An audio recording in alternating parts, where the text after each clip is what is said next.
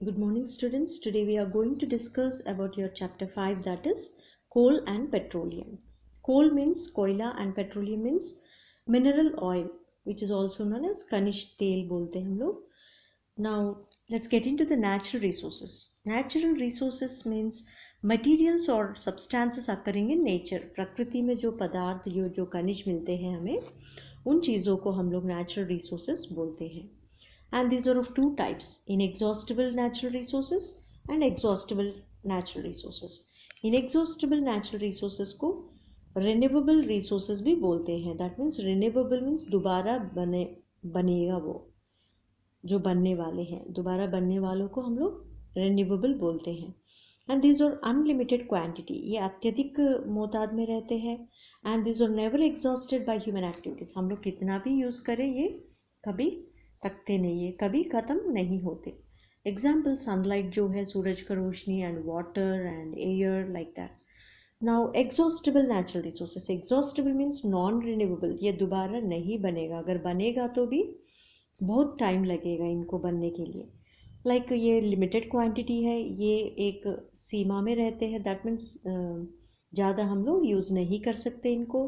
And exhausted by human activities, ये ख़त्म होने वाला है. Example wood, coal, petrol, like that.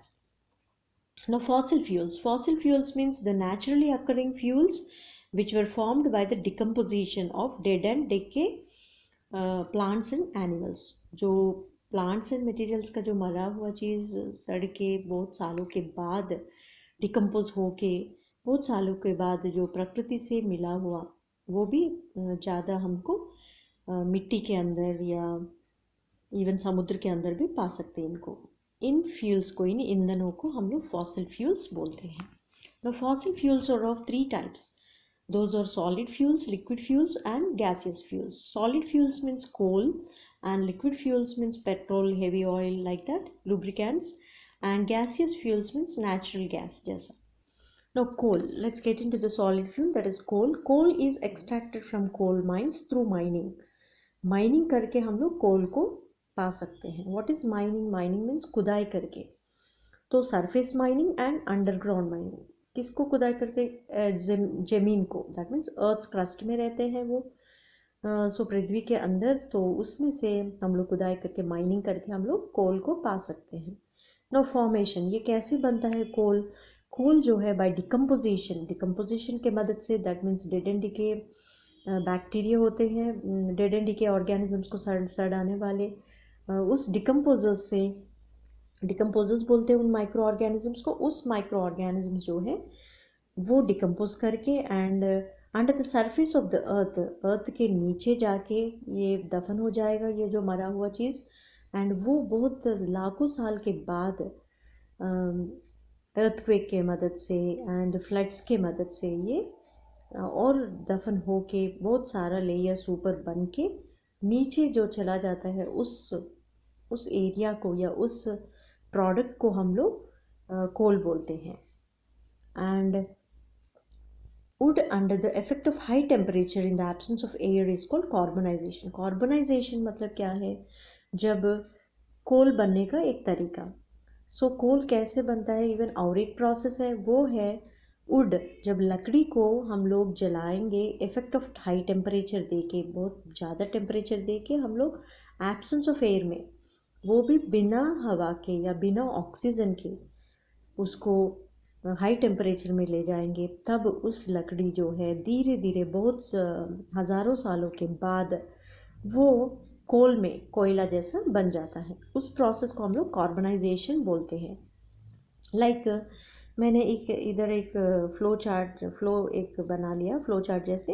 Would एक पहले पीट बन जाता है, फिर लिग्नाइट बन जाता है, फिर बिट्यूमनस कोल बन जाता है, फिर एंथ्रासाइट, दैट मीन्स हार्ड कोल बन जाता है लास्ट में.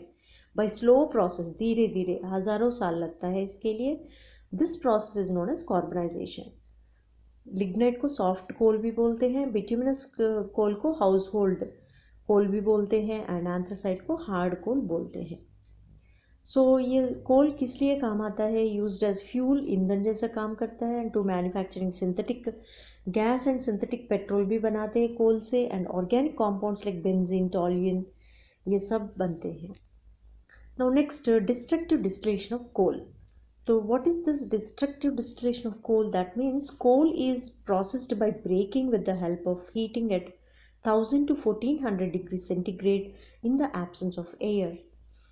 इस कोल को एक टेम्परेचर में, that means 1000 to 1400 degree centigrade में ले जाते हैं कोल को, बिना ऑक्सीजन का, एब्सेंस ऑफ एयर, मतलब ऑक्सीजन बिना, उसको हीट करते हैं कोल को, एंड तब वो टूट जाएगा, दैट मीन्स ब्रेक हो जाएगा। एंड ये जो ब्रेक्ड प्रोडक्ट है कोल, वो अलग अलग तरीक़ा से अलग अलग प्रोडक्ट्स में बन जाता है। एंड वो है, एक रेसिड्यू बन जाता है और एक टेस्ट ट्यूब में भेजेंगे इसको बॉइलिंग करके।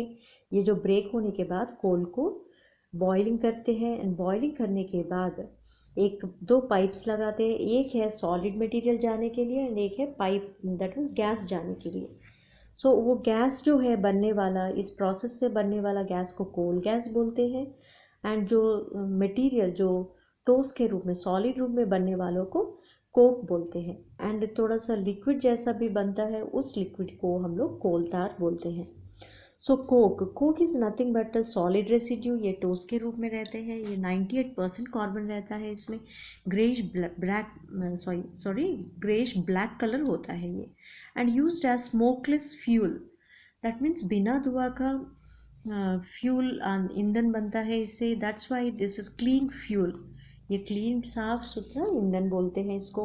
And reducing agent in the extraction of iron, even metals को एक्सट्रैक्ट करने में, मेटल्स को, अशुद्ध वाला मेटल्स को अलग करने के लिए, प्योर बनाने के लिए, पाने के लिए भी हम लोग कोक को यूज़ करते हैं।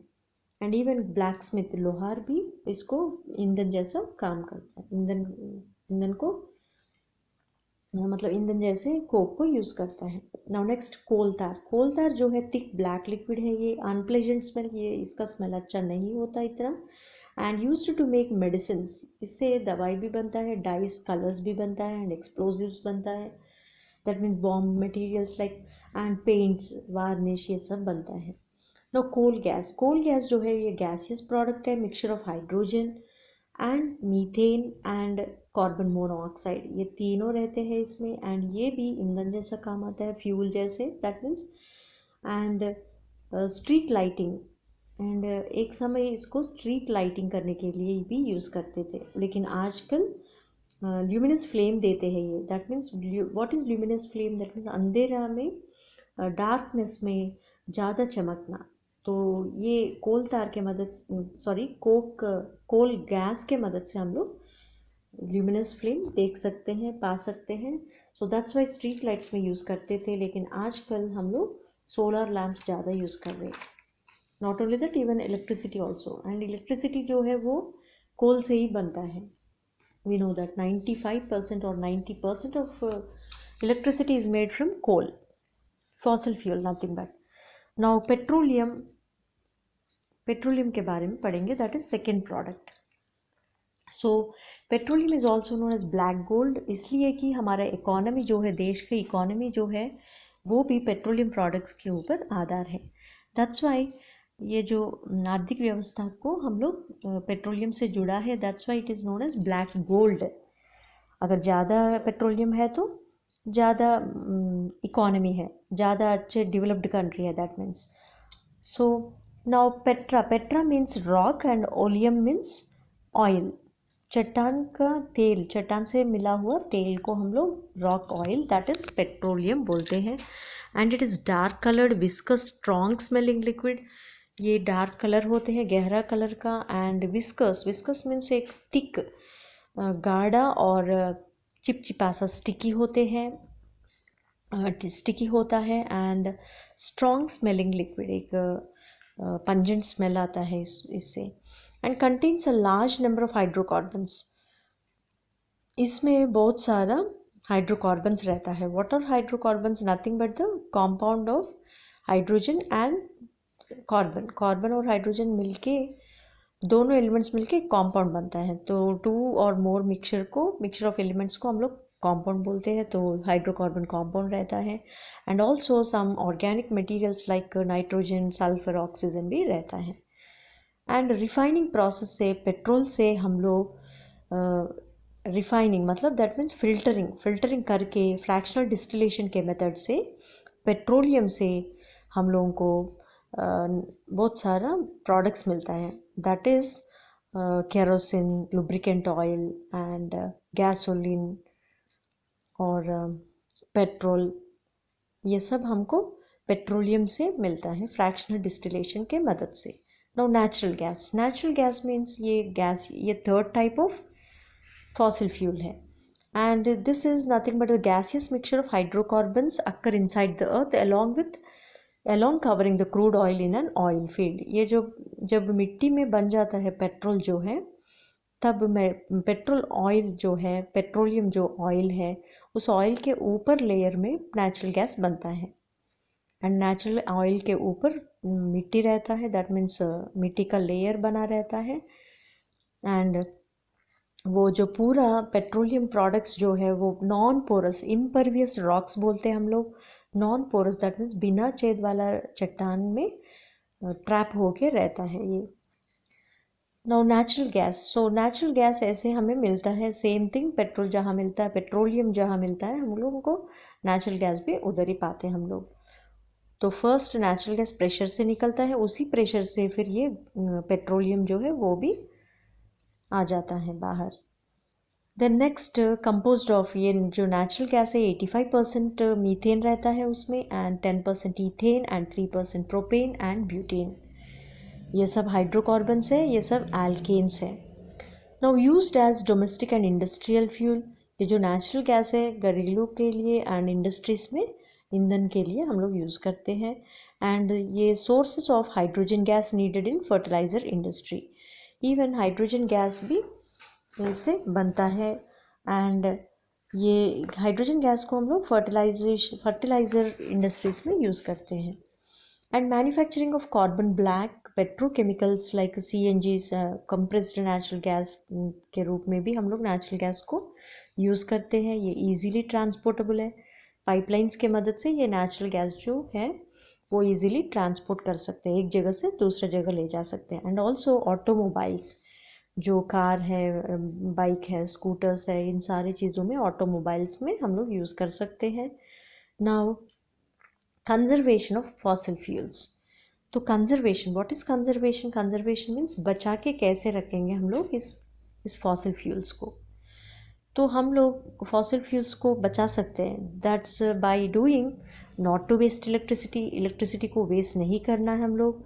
दैट मीन्स ये जो करंट को बचाना है, बिकॉज करंट कहाँ से बनता है? ये जो लाइट है ये सब कोल से, 90% ऑफ इलेक्ट्रिसिटी जो है, करंट जो है वो